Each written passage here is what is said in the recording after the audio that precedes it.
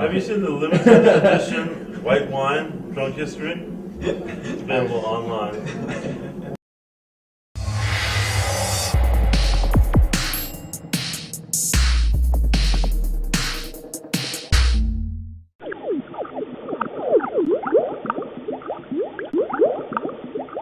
Mr. Whale. Mr. Whale.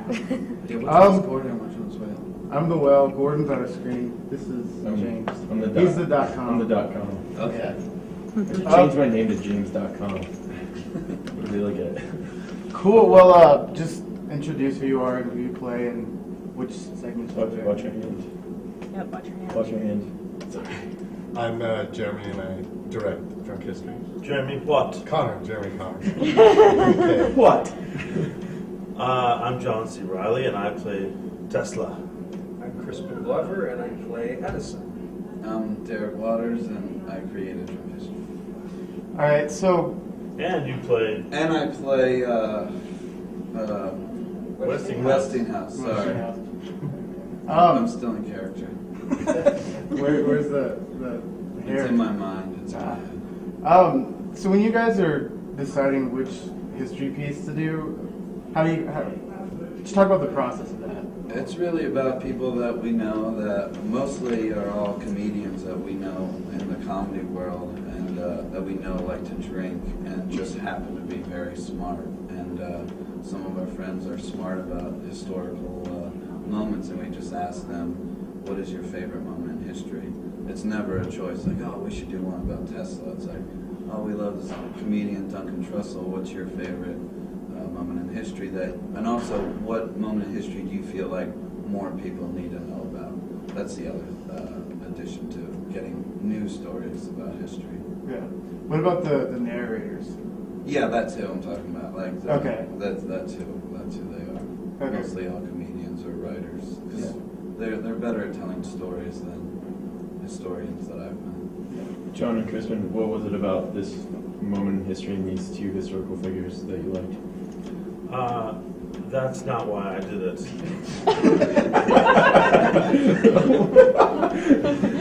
I did it because based on, well, first of all, I love Crispin. He and I have been friends for many years, and I'm always thrilled to be able to work with him. But I had seen the previous drunk histories, and didn't I seek you guys out? Yeah. I saw the first few, one with Jack Black, and one with Danny McBride, and one with Michael Cera, and I'm friends with Jack Black, and I contacted Jack and said, I need to meet those guys, and I want to do a drunk history, and how, what are they like? And they're totally cool guys. Here are their emails, and next thing I knew, I was offered this. And then I learned about Tesla as a result of being involved in it. I knew the little vague things about him, but not much. And then I was approached through my agents, and I hadn't known of the drunk history things before, and so I looked at them on YouTube. There are a number of them, and I thought they were really good. And I of course knew John and felt the same way. I always have enjoyed his work. He's an excellent actor, and I thought one thing I wanted to see was who the person would be that was actually telling the story. I wanted to see the footage because that person is the voice. So I wanted to make sure that it would be workable for me. So I looked at that and I could tell that it would work, and then I was very glad to do it. But the thing that I noted about it that I really liked, there's two things. One is, on some level, I don't like, and I don't mean it in this particular series, but I don't like in modern retellings of history when they use slang. And the reason, you're cursing or other slangs, and the reason I don't like it when I see slang in contemporary histories is because it means something. Slang means something different to each culture, and so it becomes anachronistic when you see somebody saying a certain word that's a slang in this culture. It means something very different from what it meant at that particular time. So I was looking at this because I've always felt very strongly about that. It bothers me in modern, so-called history movies.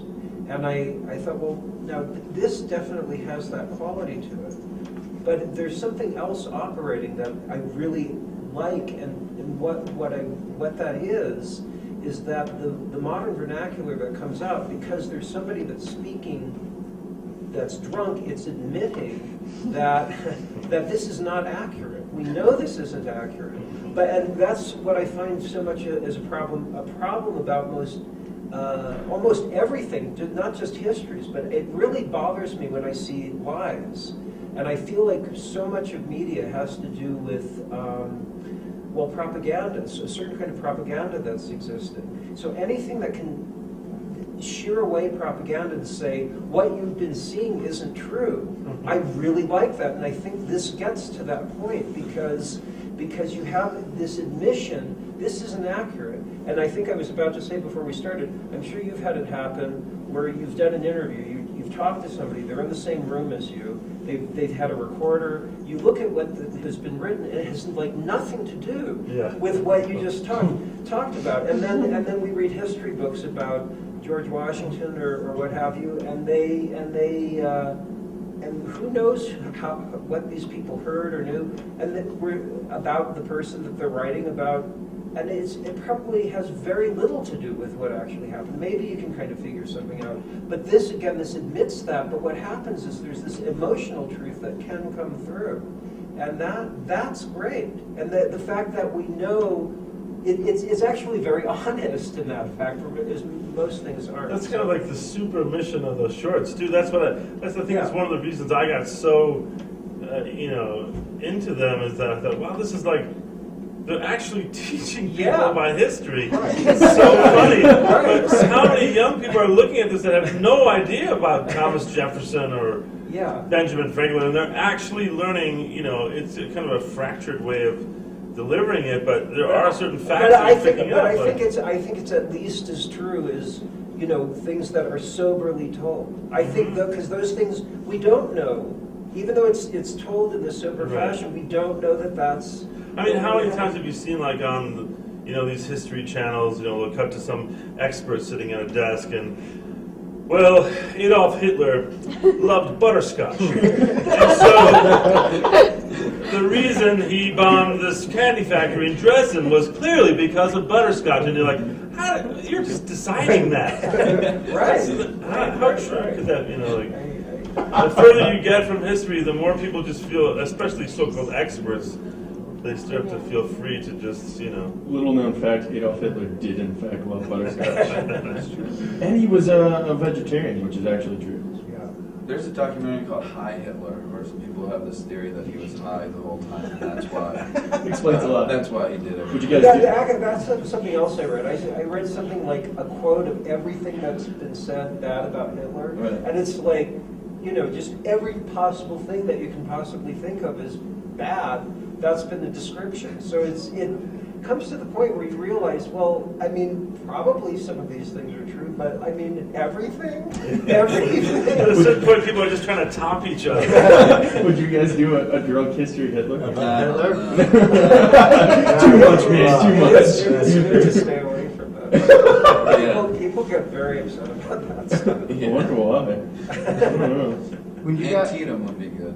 That would be the bloodiest war ever. Oh, yeah. That would just be very hard to reenact. I want to be the first celebrity drunken person. I want you to be live with alcohol. Who would you talk about? I would talk about Ernest Shackleton. I thought you'd say Ernest P. Worrell. No, I thought you were Ernest going to say Shackleton, who got trapped in the ice. He was doing exploration of the South Pole and got trapped in the ice, and it was just incredible. Well, I'll save it for when we do it. We have to. We're doing that. Yeah. That's Can we get the exclusive that's the interview? next. You heard it here first. How difficult was it for y'all to keep a straight face when y'all were doing all the scenes? Occasionally it was fun. I would crack up when Crispin, off camera, because for some reason, some of the lines that you say in the short, like, alternating coordinates, bullshit, this is wrong, like, his cadence was actually your cadence when you get passionate about something. So It was. found that very funny. That was something I felt when I watched the thing. Is I felt like, okay, I can make that organically work. Well, a It lot was of really, more than the battle of keeping yourself from cracking up. It's more like trying to keep it real, but being like a ventriloquist dummy for a really drunk person. It's like, that's what I love about the ones that I'd seen before we did it, was how spot on the lip syncing. What were you gonna say? No, I was just gonna say a lot of actors do it like just moving their lips like that, and Crispin was doing it out loud, which I thought was really amazing, because that was the one part I was like, man, it'd be so cool to hear Crispin Glover's voice in this, Right. with you explaining. Oh, yeah. Like, But I knew it wasn't going to be like that, but I just felt. No, I loved it. Yeah, It was awesome. Yeah. It was there. Wait, I'm remembering now, Crispin. We really enjoy each other's company, and he makes me laugh. We in were ways that- laughing off camera. Yes, but yeah. no, on camera a couple of times when you were like, yes, no, and you were making me dig the ditches. The absurdity that it was That was true funny stuff, that this brilliant man, Nikola Tesla, came to see Edison, and he made him dig ditches. He gave him manual labor jobs on his property and was totally dismissive of him, and then set out to destroy him. It's really funny, and just the whole, that whole meta factor of it really made me laugh. It's That was also your idea to play very casual, like, oh, okay, I'll hire you, and then we see him digging dishes. But it is also interesting that it was. And you were telling me your process about how you get people to the point where they're telling it over and over to the point where they get really sick of it, and then they just want to get it out. And I think what happens is structurally. Is part of what actually makes them very good is that they're very concise, and it almost sounds like it's a technique that you use, that it's like you get people to the point they're really drunk and they're genuinely sick, and you're pestering them to do it over and then they just want to like get to the point and throw up and like. Yeah, if anyone saw the making of it, it would be like, these are the two worst people. Because you have to be very stupid, like this one, so why did Tesla, so Tesla invented the light bulb? Like, no, so you just have to play kind of stupid, so they get very excited and very passionate, like, Derek, you're an idiot, like, you're not listening to me. Yeah. I have to explain. That's It's funny awesome. because Sasha Cohen told me the same thing about the Borat. When he would do Borat or when he'd do Ali G, I was like, what do you do? How do you get these people to say this stuff? And he said, first of all, they never meet me beforehand. I come in character, and then before we even start rolling the camera, I ask the most idiotic question I can think of, like how big is the state of Washington D.C. or something, where he asked, and the people just like, what? Like, what did you just ask me? And they'll ask it again, like, oh no, potatoes are vegetables, they're not rocks or whatever, I find that. And then you begin, and then they feel like, well, this person's really stupid, so I need to, and it draws them out, Totally. And I find the Ali G one the funniest of all his characters because he's interviewing these genuinely intelligent people. Like, have you seen the Noam Chomsky one where he's Yeah. I mean, Noam Chomsky is about as intelligent as you gather nowadays, especially with linguistics, and he's having somebody speak with double negatives and this. I like that they're often these things are about kind of getting people that aren't that bright kind of upset, but he's getting really bright people in these really awkward situations, and I find that fun. yeah, I also wanted to say, I remember when we did Duncan, I can't remember, it was January 7th, if it was Tesla's birthday or Oh, it was date 50 of birth. years from the day he died. And we just got him That was so the- like, do you understand like what you're gonna do tonight? Like, you were bringing him back, and we were like, we were playing like Daniel Daniel Johnson Johnson. stuff, right? So like, Oh, dude, we're nice. gonna like, this is Tesla and Edison's time. Like, you were bringing him back, just getting him so excited. And doing it. And you just And you have absinthe, to. this is yeah. different, it's That different, was- because absinthe has this Yeah. X factor that Yeah. other alcohol doesn't have. So, Your vocabulary becomes actually very intact right after drinking absinthe. Unless you have experience. Yeah, unless you drink too much of it, then it actually is bad for your memory. I did drink a bit of it for a while, but I realized it really is not good for your brain. I'm not a big drinker, but I maybe like over a period of a year drink it maybe 8 times, but even within just drinking it 8 times, I noticed that it's not good for your brain. Well, you're pretty clean living in general. Yeah. You got a clean machine in there. Yeah. John, you talked about another historical figure you'd like to play in joke history. Crispin, is there another one that you can pick up? I was thinking about that right when I'd have to think about it. I mean, I love history, but I wish I could come up with something right now. But there's so much in American history. I love American history in general. I was in AP history when I was in high school, and what I noticed was that all of the stories really were about people being very brutal about religion or trying to get money. A lot about greed and brutality, anger, religion. Did you read the John Krakauer book about the Mormon? Yes. What's it called? Under the banner. Under the Banner of Heaven. I- You talk about brutality, about money and Oh religion. yeah, no, I mean Holy cow. that's what I started realizing about American history. Why there have been so many movies about basically westerns, is which have almost nothing to do with reality. I mean, they're something to do with Indians, although that's obviously another horrendous, brutal situation that hasn't totally been. There is a propaganda about the United States that is accepted within the media that that America is supposed to be this great country, and it depends on what your definition of great is, but it's a very brutal country and very bloody, and not that other countries aren't or haven't been, but so has the United States, and internally and externally, and this isn't something that in the corporate media, it's not necessarily that comfortable with dealing with these truths. You should do General Custer. Well, I think somebody did do a Not a General Custer, no. No, wait, it's Little Big Man. Yeah. That's Well, General movies, but I mean a Custer. drunk history of Custer. Yeah. I had said to Derek that if I ever got drunk and did one, that I would want to do actually that story, the Joseph Smith story. Oh, yeah. Yeah. Which is really almost like the two of them founding the religion, him and his buddy sort of transcribing the tablets and then the wife losing them, Right. and then they have to redo it all. And then, We're in the I know. the capital. I should probably be quiet. You're actually already kind of wrong, like what you were just saying, so you should do that one.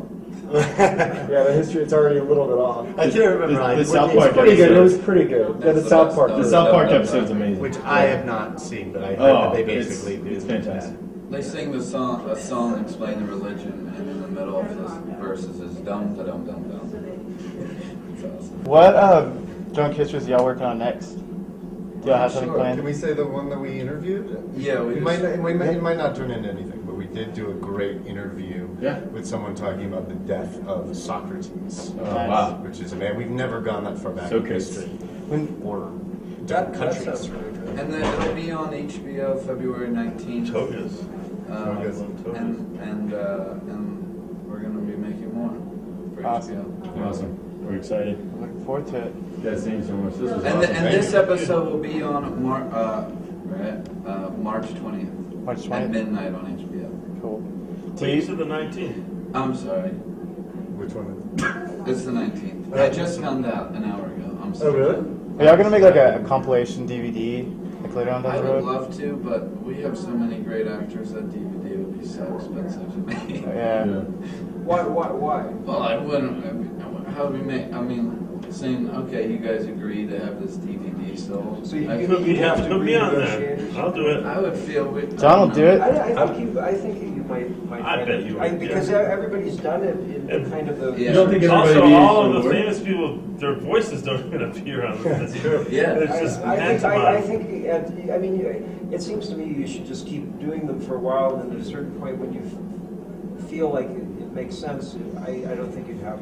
We wanted to do another thing Netflix. called Too Drunk History also, which is the stuff that we Couldn't just things use. just didn't work at all. Which is A lot. incredible footage. You just can't understand the person. And all the stories are just so stupid.